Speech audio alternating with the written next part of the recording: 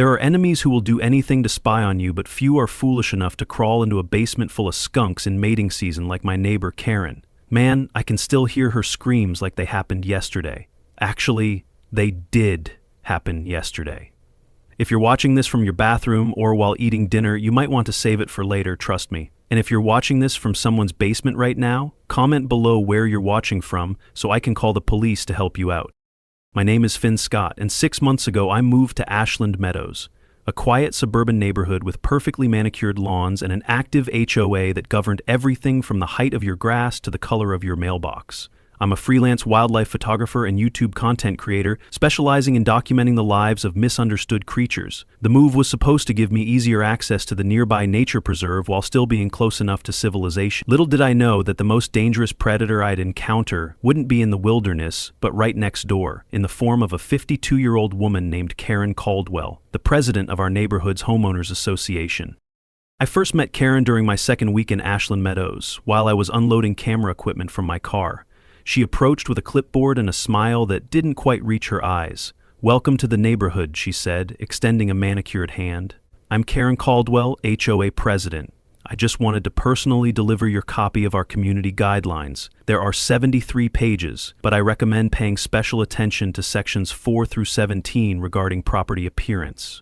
Before I could properly introduce myself, she was already scanning my front yard with narrowed eyes. "Your grass is about half an inch too high, and that native plant garden you're starting needs proper approval. The form is on page 42. Then she was off, power walking to her next victim, leaving me with a heaviness in my chest that felt like I'd just been inspected by a prison warden rather than greeted by a neighbor.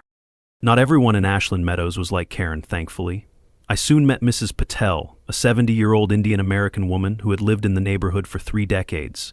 She brought me homemade samosas and stories about the community. "Be careful with that one," she warned after I mentioned my interaction with Karen. "She's had 4 families leave the neighborhood this year alone. Nobody stands up to her because she knows how to make your life miserable if you cross her. Used to be a mid-level manager at Evergreen Development until they fired her for manipulating environmental reports to fast-track high-property development projects. Her husband divorced her too. Poor man couldn't handle her controlling nature. Now she runs our HOA like her personal kingdom." For the first few months, I managed to stay mostly under Karen's radar, receiving only the occasional violation notice for trivial matters. That all changed one rainy April evening when I discovered a family of injured skunks seeking shelter under my back porch. As someone passionate about wildlife rehabilitation, I couldn't just leave them out in the elements, especially with one of the adults limping badly and 2 juveniles looking malnourished. I carefully moved them to my basement, which I had converted into a temporary animal care facility, complete with proper ventilation, separate areas for different species, and all the necessary permits. I called my friend Dr. Samantha Lewis, a wildlife biologist at the local university, to come take a look at them the next day. Caring for skunks isn't for the faint of heart, especially during mating season, but it's a labor of love I've embraced over my years as a wildlife rehabilitator.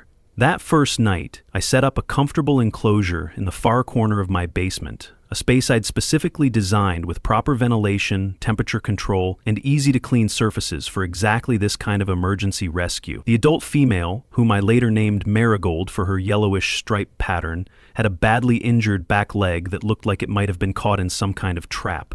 The 2 juveniles seemed primarily suffering from malnutrition and mild dehydration, their ribs visible beneath their glossy black fur. My initial examination was done with extreme caution. Despite what many believe, skunks don't spray unless they feel threatened, and they usually give warning signs first, stamping their front feet, raising their tails, and even doing a little warning handstand before releasing their potent defense mechanism. I spoke to them in low, gentle tones as I worked, explaining what I was doing before each touch or movement. "I'm just gonna check this leg now, girl. Easy does it. You're safe here." There's something therapeutic about talking to animals this way. It calms them and me. That first night involved cleaning the mother's wound, thankfully not infected yet, administering subcutaneous fluids to all 3 for hydration, and preparing a specialized diet that would help the juveniles regain strength without causing digestive upset. I set up a heating pad under half of their enclosure, allowing them to regulate their temperature by moving on or off it as needed. By the time I finished, it was nearly 3 in the morning, but seeing them settled and finally relaxed was worth the lost sleep. Over the next few days, my daily routine revolved around their care. Morning checkups included temperature readings, wound cleaning for Marigold, and fresh food and water. I mixed special formula for the juveniles, who despite being old enough to eat solid food, still benefited from the extra nutrition of formula supplements. Midday involved environmental enrichment. Skunks are intelligent creatures who get bored easily, so I would bring in different textures to explore, like strips of fleece, smooth river stones, and even shallow trays of water with floating toys. Evenings were for major mealtime, another round of medications, and updating my detailed care log with observations about their progress. By the end of the first week, the juveniles had already put on noticeable weight, their eyes brighter and their movements more energetic. They'd start playing when I entered the room, rolling and mock fighting with each other. Marigold's leg was healing nicely, though she would likely always have a slight limp. What I hadn't anticipated, though, was how quickly they'd settle into mating season behaviors. The male juvenile, not quite mature but getting there, began showing typical courtship behaviors, circling the enclosure in figure-8 patterns and making soft clicking sounds that echoed through my basement. The challenge with rehabilitating skunks isn't just their potential to spray, it's making sure they don't become habituated to humans. For these animals to survive once released, they needed to maintain a healthy fear of people. So, despite the temptation to comfort them with pets and cuddles, especially when the juveniles would look up at me with their curious dark eyes, I maintained a professional distance. I wore the same neutral-colored clothing during feedings, minimized talking except for necessary soothing, and always approached their enclosure from the same direction to reduce surprise.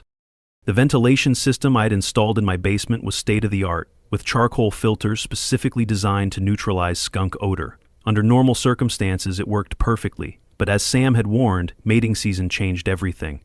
No filtration system on Earth could completely contain the powerful musk that skunks produce during this time. Not quite the same as a defensive spray, but pungent nonetheless. Despite my best efforts, a faint, musky odor began seeping upstairs into my living space, and occasionally, when the wind was just right, into my yard. I doubled up on air purifiers and added enzyme sprays around the basement perimeter, but it was like trying to contain a fog with a butterfly net.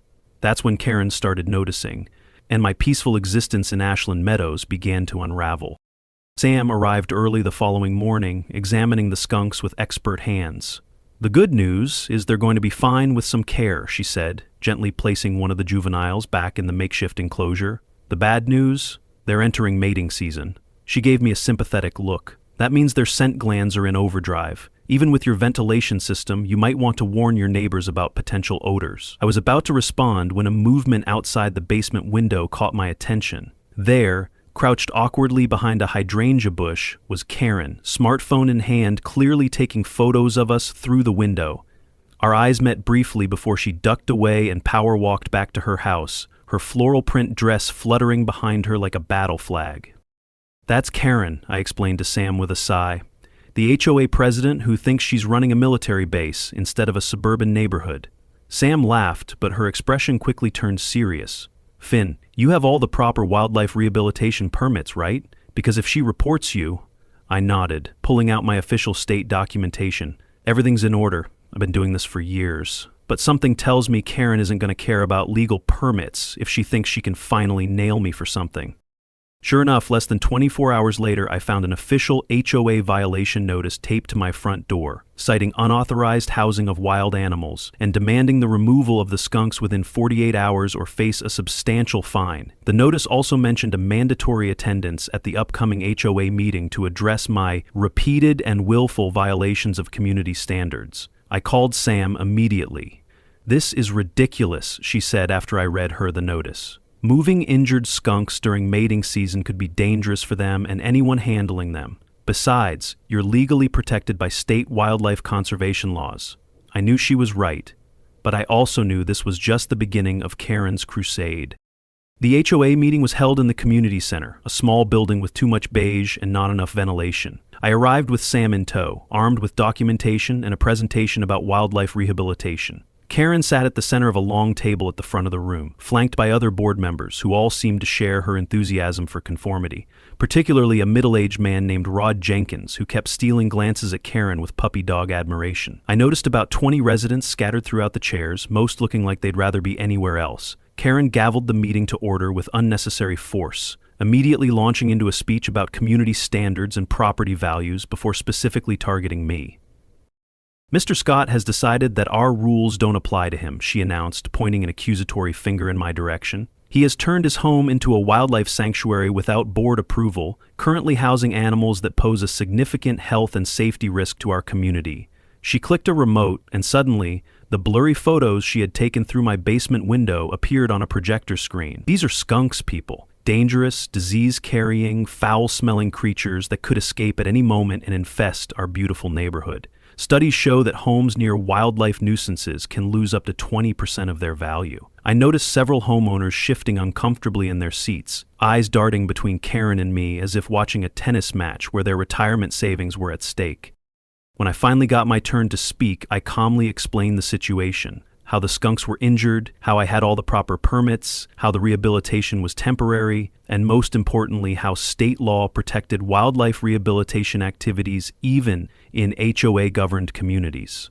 Sam backed me up with her credentials, essentially explaining that Karen's demands would force me to violate actual laws, not just HOA regulations. These animals will be released back into the wild once they're healthy and mating season has passed, Sam concluded. It's the humane and legal approach. I could see Karen's face reddening as her narrative crumbled under the weight of actual expertise and law. In a last-ditch effort, Karen called for an immediate vote on whether to force the removal of the skunks, but even her loyal board members seemed hesitant after Sam's presentation. Perhaps, one elderly board member suggested, we could give Mr. Scott some additional time, provided there are no odor issues affecting the neighbors. I quickly agreed to this compromise, promising to ensure no nuisance to the community. The matter was tabled with a 2-week extension, much to Karen's visible frustration. As people filed out of the meeting, I overheard Karen whispering furiously to Rod, "I know this guy is hiding something. Nobody just cares for stinking animals out of the goodness of their heart. I'm going to find evidence and get him out of here." I didn't know what Karen was planning, but it was clear the battle had just begun and my skunks were gradually recovering, along with their distinctive, attractive scent. In the days following the HOA meeting, I began noticing Karen's increasingly bizarre presence around my property. She would power walk past my house at odd hours, sometimes stopping to take notes or pictures. She'd be gardening in her front yard at dawn, positioned perfectly to observe my comings and goings. Once, I even caught her accidentally wandering into my backyard, claiming she was looking for her non-existent cat. Following Sam's advice, I installed security cameras around my property and was shocked to discover that Karen had been attempting to peek through my basement windows almost daily, clearly trying to gather more evidence against me. I decided to confront her directly one morning as she was measuring the height of my grass with an actual ruler. "Karen, we need to talk about your surveillance of my home," I said calmly. "It's becoming harassment." Her reaction was immediate and explosive. "How dare you accuse me of harassment?" she shrieked, loud enough for several neighbors to peek out their windows. "I am performing my duties as HOA president. If anyone is harassing anyone, it's you harassing this community with your wild animals and disregard for our rules." She then reached into her designer purse and pulled out what appeared to be a letter from a prestigious law firm, threatening to sue me for defamation, invasion of privacy, and causing damage to the HOA's reputation, with damages listed at $200,000. Though I suspected the letter might be fake, the legal pressure still worried me. The very next day, I received a flurry of new HOA violation notices. Everything from unapproved paint color on garden shed, I didn't even have a garden shed, to excessive bird activity at bird feeder. It was clear that Karen was trying to drown me in petty violations, hoping I'd either give up and remove the skunks, or better yet, from her perspective, move out entirely. I invited Mrs. Patel over for tea to get her perspective on the situation. "She's done this before," Mrs. Patel confirmed, sipping her chai. "The Hendersons last year, the Garcias before them. She finds something to target them for, then buries them in violations until they can't take it anymore and sell their homes. The strange thing is, the same development company keeps buying these properties. Evergreen Development, the very company she used to work for before they fired her for falsifying environmental reports." This revelation caught my attention. "So you think there's a connection?" I asked. Mrs. Patel nodded sagely. "There's always been rumors that Karen gets kickbacks for every property Evergreen acquires in our neighborhood. They've been trying to buy enough homes to build a commercial complex, but they need at least 60% of the properties. They're getting close. The pieces were starting to fit together. Karen's aggressive enforcement wasn't just about control. It was potentially part of a larger scheme to force out homeowners who wouldn't sell willingly. Her background in real estate and history of manipulating environmental reports explained her motivation for pushing unwanted residents out of the neighborhood. That night, my security cameras captured something disturbing. Karen and Rod attempting to jimmy open my garage door before being frightened away by a neighbor's barking dog.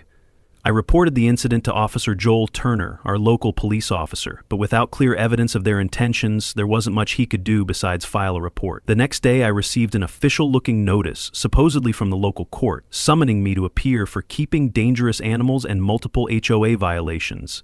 After checking with the courthouse, I discovered this was a fraudulent document, another intimidation tactic from Karen. This only strengthened my resolve to stand my ground. With Sam's help, I began researching HOA regulations and discovered that many of the rules Karen had been enforcing were either outdated or had been amended years ago without proper notification to residents. We also thoroughly reviewed wildlife protection laws, confirming that Karen's demands were directly contradicting state statutes. Armed with this knowledge, I organized a small gathering of friendly neighbors, including Mrs. Patel and several others who had experienced Karen's harassment. We shared our experiences and decided to confront Karen as a united front at the next HOA meeting.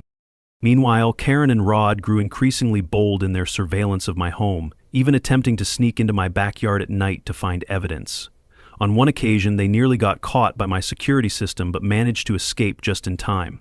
The stakes were escalating, and I needed a plan to protect both myself and the recovering skunks. That's when Sam suggested something brilliant. If Karen wants evidence about the skunks so badly, maybe we should let her experience them up close and personal. I recognized that mischievous look in Sam's eyes. She had a plan, and with the skunks becoming increasingly fragrant in mating season, Karen might get more than she was looking for. At the next HOA meeting, the atmosphere was tense, as I and my small coalition of neighbors openly challenged Karen's authority. We presented evidence of her selective enforcement, failure to hold annual elections, and unilateral rule changes without proper votes. Karen became increasingly agitated as her power was questioned, finally issuing an ultimatum. Either I removed the skunks immediately, or she would resign as HOA president. "Is that a promise?" one brave neighbor called out, drawing nervous laughter from the crowd. Karen's face turned a dangerous shade of red, but she maintained her composure enough to adjourn the meeting. I agreed that the skunks would be released back into the wild, but only when they had fully recovered and mating season had ended, which might take a few more weeks. Karen reluctantly accepted but set a hard deadline of no more than 2 weeks. However, that night, my security camera captured Karen and Rod discussing a new plan. She would personally enter my basement while I was away at a university presentation the following evening, gather evidence, and call animal control to remove the skunks themselves. "I'm not waiting another 2 weeks, Karen said to Rod in the shadowy footage. "Tomorrow night, when he's at that presentation at the university, I'm going into that basement and recording everything. Then we'll see if the animal lover still wants to stay in this neighborhood." I turned off the video and looked at Sam, who had come over to help monitor the situation. "Do you think Karen really knows what's waiting for her in that basement?" Sam shook her head with an indescribable smile. "No, but I think she's about to learn a lesson, the smelliest lesson of her life." Sam and I spent the next day preparing for Karen's expected break-in. We weren't doing anything illegal, simply rearranging the space so that if anyone entered unauthorized, they would likely startle the skunks and trigger their natural defense mechanism. We made sure all security cameras were functioning properly to document everything. I was officially scheduled to give a presentation at the university that evening, but arranged to cut it short so I could return home and monitor the situation remotely. As predicted, shortly after dusk, my security cameras showed Karen sneaking into my backyard, with Rod providing lookout from the street. She approached my basement door, pulled out what appeared to be a bobby pin, and began working on the lock. After several attempts, she managed to unlock it, an action clearly recorded in high definition by my security system. Karen, equipped with her smartphone to record evidence, crept down into the dark basement and began searching for the skunk. Suddenly, the basement lights turned on, remotely activated by me from my car parked down the street, startling Karen so much that she dropped her phone with a loud clatter. The sudden noise frightened the skunks, and with their defensive instincts triggered, they began spraying their distinctive scent throughout the basement. What happened next was both horrifying and, I have to admit, deeply satisfying to watch on my security feed. The moment the first skunk sprayed, Karen's body went rigid with shock. Her eyes widened to the size of dinner plates, and she let out a gasp that quickly morphed into a guttural scream that I swear could have shattered glass. The first wave of the scent hit her nostrils immediately, a potent, sulfuric compound that skunk experts describe as a mixture of rotten eggs, burning rubber, and garlic that's been left in the sun for a week. But these weren't just any skunks. These were skunks in mating season, when their scent glands produce a cocktail up to 10 times more potent than normal. Karen staggered backward, clawing at her face as if she could physically remove the smell from her skin. Oh my God, she shrieked, her voice reaching a pitch I didn't think possible for a human being. The security camera captured her spinning in a frantic circle, desperately looking for an escape route. But the basement door had automatically locked behind her, a security feature I'd installed after previous break-in attempts. Karen began pounding on the door, mascara streaming down her face in black rivulets as her eyes watered uncontrollably from the chemical assault. Rod, help me!" she screamed, but her loyal sidekick was nowhere to be seen. What Karen didn't realize was that the skunk spray wasn't just in the air, it was on her designer blouse, her carefully styled hair, and her skin. Each movement she made released more of the oily, yellow-tinted spray particles into the air around her, creating a feedback loop of increasing olfactory horror. The skunks, now thoroughly startled, were not done with their defense. The mother skunk, protecting her young, released a second spray directly at Karen's legs, soaking through her white linen pants. The smell was so powerful that it actually came through on the security footage. I had to move away from my laptop screen as I watched from my car. Karen was now bent over, dry heaving, her body convulsing with each wave of the odor. She tried holding her breath, but eventually had to gasp for air, which only brought more of the noxious chemicals into her lungs. I can't breathe," she choked out between coughs. The skunks, sensing her distress, had retreated to the far corner of their enclosure, watching with what I swear looked like satisfaction, as their natural defense mechanism proved devastatingly effective. Karen tried using her scarf as a makeshift mask, but the thin fabric did nothing to filter the overwhelming stench. She crawled toward the basement window, leaving a trail of skunk oil on my concrete floor, desperately trying to find fresh air. But the windows were too small and too high for her to reach. After what seemed like an eternity of watching her suffer, though it was only about 15 minutes, I called Officer Turner to report a break-in at my home. By the time the police arrived, Karen had collapsed into a corner, sobbing uncontrollably, her entire body saturated with a scent so powerful that the responding officers had to put on masks before entering the basement. I called Officer Turner, reporting a break-in at my home. When the police arrived, they rescued a severely stench-soaked Karen from the basement. "Mrs. Caldwell," Officer Turner said while trying not to breathe too deeply, "you're under arrest for criminal trespassing." Karen, with a face red from both anger and humiliation, screamed, "I'll sue all of you, especially you, Scott." But no one could stand close enough to hear her complete the sentence. What Karen didn't know was that this was just the beginning of her odor nightmare, because once you've been sprayed by a skunk, that smell sticks with you for weeks. News of Karen's break-in and subsequent skunking spread throughout the neighborhood like wildfire. Despite being released after posting bail, Karen now had to live with a clinging stench that couldn't be washed away quickly and might persist for weeks. She attempted to counterattack by suing me for keeping dangerous animals, but Sam, as an expert witness, provided documentation proving that skunks aren't dangerous animals and their spraying is merely a natural defense mechanism when threatened. Moreover, the security camera footage clearly showed Karen breaking into my home illegally. To make matters worse for Karen, neighbors began avoiding her because they couldn't stand the smell. HOA meetings had to be conducted online because no one wanted to be in the same room with her. Rod, who had witnessed Karen's skunk attack and subsequent police questioning, began to realize he was being used. When Karen asked him to falsely testify that I had deliberately lured her into the basement, Rod refused and decided to distance himself from her. The fact that even Rod, her most loyal supporter, had turned his back on her left Karen increasingly isolated. Mrs. Patel and other neighbors, inspired by my courage to stand up to Karen, began challenging the unreasonable HOA regulations that Karen had been enforcing. They demanded a new election for the HOA president position. In a desperate final attempt to save face, Karen organized an emergency HOA meeting online to vote on expelling me from the neighborhood for endangering the community. However, the meeting quickly turned into an informal trial of Karen herself, as other neighbors stood up to share their experiences of being harassed and bullied by her over the years. The breakthrough moment came when James Peterson, a wealthy and influential resident who had previously supported Karen due to concerns about property values, unexpectedly requested to speak. James was a retired corporate attorney whose pristine colonial-style home was featured regularly in local home and garden magazines. He had always been Karen's most powerful ally, his concern for maintaining high property values aligning perfectly with her strict enforcement of HOA rules. When his name appeared in the Zoom waiting room, everyone assumed he was there to deliver the final blow to my defense. "I'd like to address the committee and all residents of Ashland Meadows," James began, his deep voice carrying a gravity that immediately silenced the virtual meeting. He adjusted his wire-rimmed glasses and cleared his throat. "I've been a resident here for 17 years, and I've always believed in maintaining certain standards to protect our investments. That's why I've supported many of Karen's initiatives in the past." Karen's face on the screen lit up with smug satisfaction, but it was short-lived. "However," James continued, his tone shifting, "I can no longer remain silent about what I've uncovered."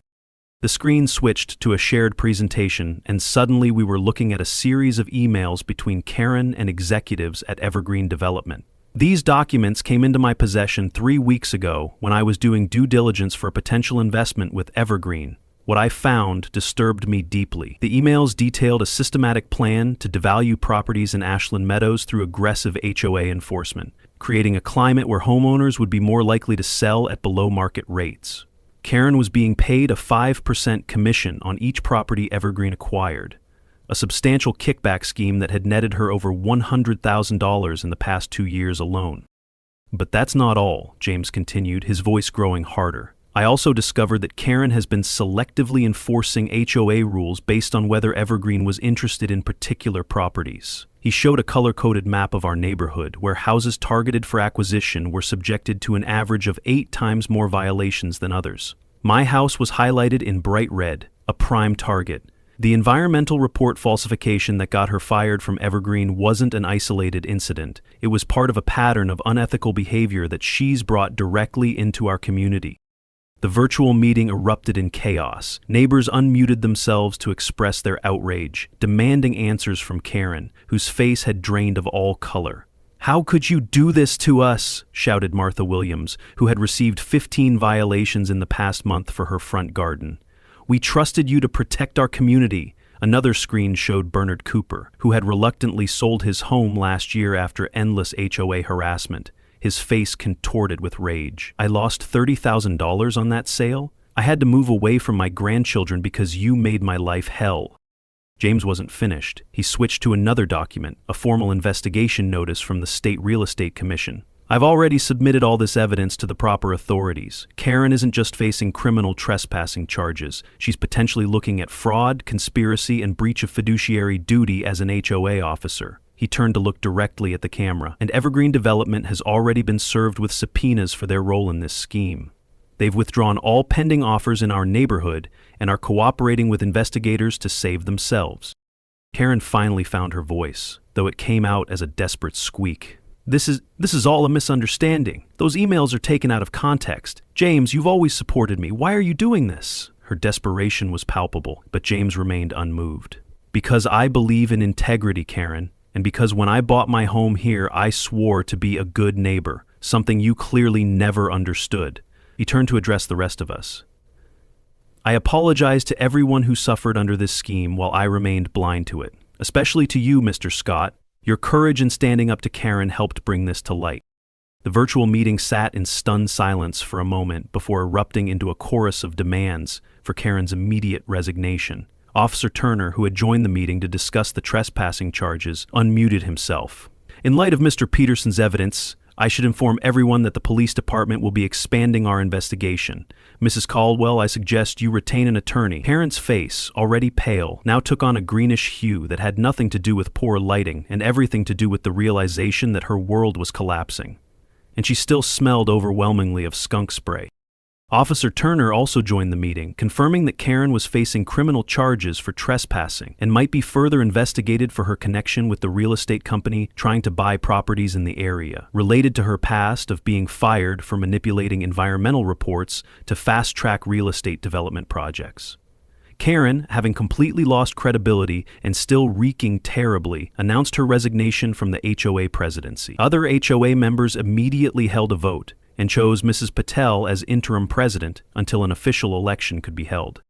When the computer screen displayed the voting results, 24 votes for Mrs. Patel, 1 vote for Karen, obviously her own, I couldn't help but smile. The battle seemed to be over, but the next morning, while drinking coffee in my garden, I received an unexpected message from Rod. Karen is planning revenge. She says she won't leave you alone until you move out of this neighborhood, and worse, she says she's found something about your past. I frowned. My past? What could Karen possibly dig up from my completely ordinary life? As it turned out, Karen, despite having lost her position in the HOA and still suffering from the clinging skunk odor, wasn't giving up on her vendetta against me. She hired a private investigator to look into my background and discovered that years ago I had been arrested for participating in a protest against an urban development project threatening a natural forest. A small detail I never hid, but also didn't mention when moving in. Karen spread rumors that I was an environmental extremist with a criminal record, trying to damage my reputation in the community. However, instead of turning neighbors against me, this rumor made many curious and even admiring of my commitment to environmental protection. Meanwhile, the skunks had fully recovered and the mating season was coming to an end. Sam and I prepared to release them back into the wild at a nearby conservation area. We organized a small educational event for interested neighbors about the importance of skunks in the ecosystem, and surprisingly, many participated, including children from the neighborhood.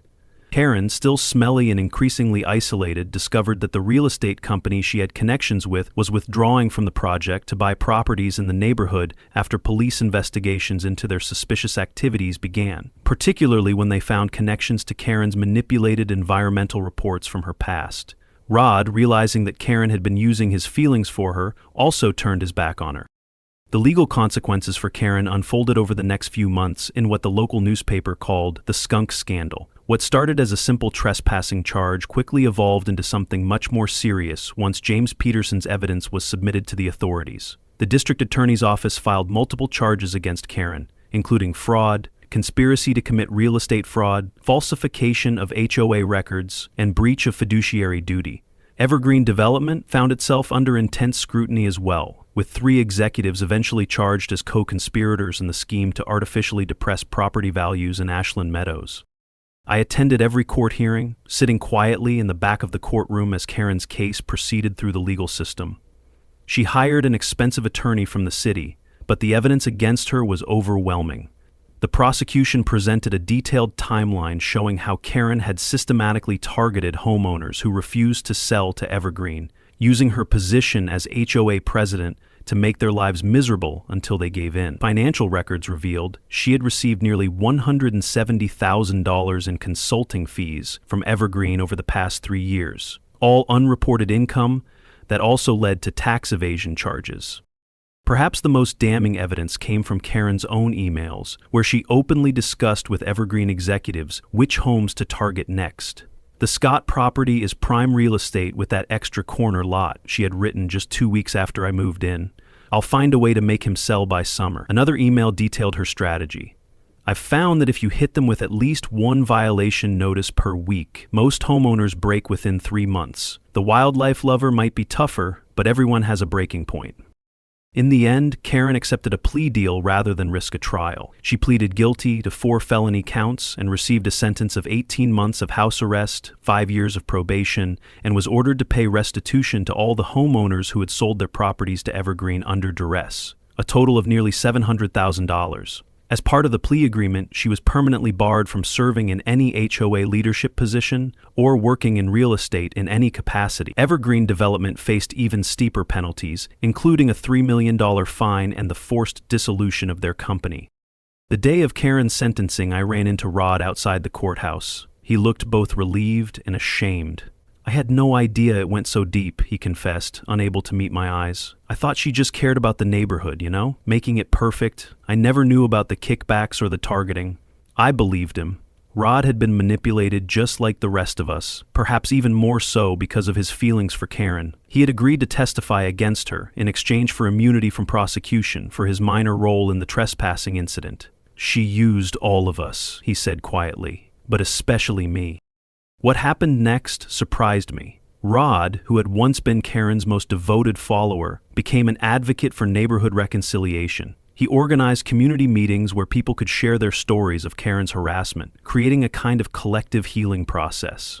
It turned out that many residents had felt isolated in their struggles, believing they were the only ones being targeted. These sessions revealed the true extent of Karen's manipulation and helped restore a sense of trust among neighbors who had grown suspicious of one another during her reign.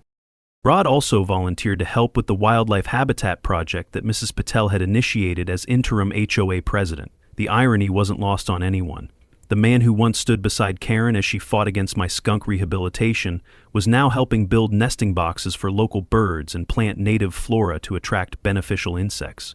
I joined him one Saturday morning to install a bat house, designed to help control the mosquito population naturally. "I think I needed this," Rod admitted as we worked, "to feel like I'm making up for some of the damage she caused, that I helped cause."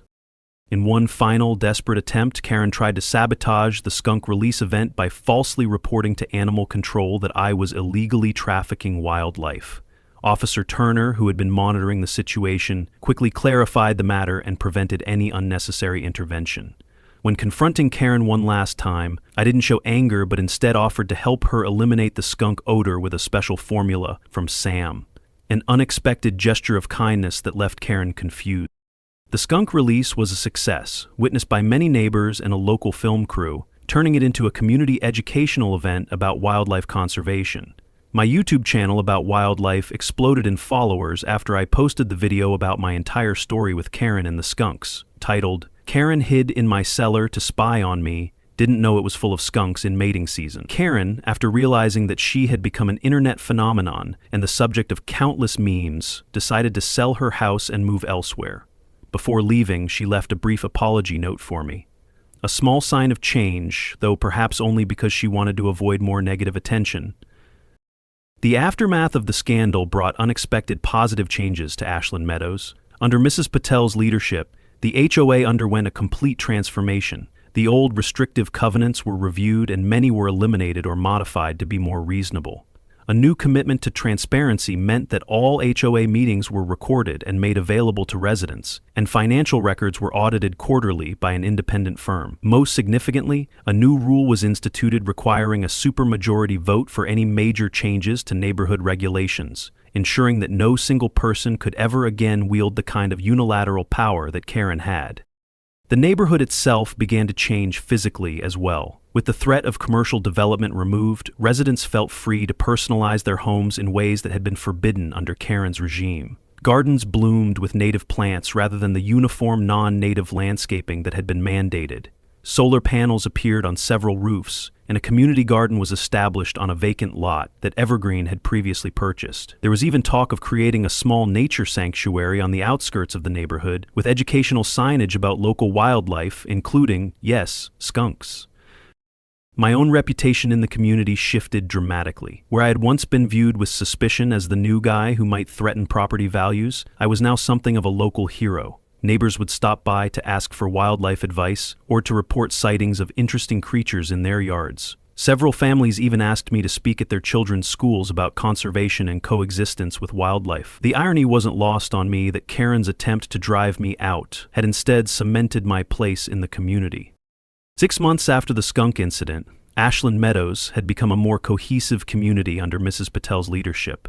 The HOA now had more environmentally friendly regulations and even sponsored a small community project to create safe habitats for local wildlife. As for Karen, I heard she moved to a new neighborhood in another state, one without an HOA. And according to Rod, who had surprisingly become a friend, she had even adopted a cat from a local animal rescue shelter. As for me, I continued my work with wildlife and my YouTube channel reached 1 million subscribers. And yes, occasionally I still see that family of skunks visiting my backyard garden. I named the lead one Karen Jr., a humorous reminder that sometimes justice comes in the most fragrant ways. If you enjoyed this true story of neighborhood drama and sweet-smelling justice, make sure to like this video and subscribe to my channel for more wildlife adventures, some involving actual wild animals and others involving the most dangerous species of all, the suburban HOA president. And if you have your own story of neighborhood wildlife encounters or HOA nightmares, Share them in the comments below. Until next time, this is Finn Scott reminding you that sometimes the best defense against toxic people is a family of skunks in mating season.